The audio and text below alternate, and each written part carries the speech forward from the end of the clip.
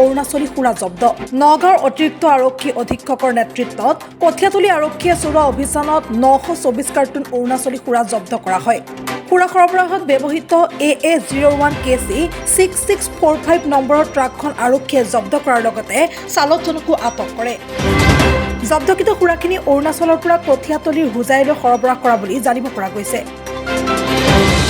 কঠীয়াতলীৰ পৰা Shantanu Kumar Sharma report any Bharat 24 নিবিৰ নিবিৰ কিনো অনবৰত লাগি থাকা ক'তনো লাগি আছো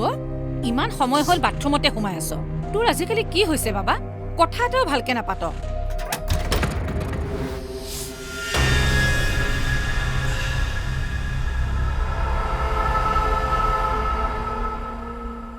নিচাসক্ত ব্যক্তিক নিচামুক্ত কৰাৰ বাবে যোগাযোগ কৰক ৰাষ্ট্ৰীয় টোল ফ্ৰী নম্বৰ 1800 110031 জিলা প্ৰশাসন আৰু জিলা সমাজ কল্যাণ বিভাগ কামৰূপ মহানগৰ অসম চৰকাৰৰ দ্বাৰা জনহিতাৰ্থে প্ৰচাৰিত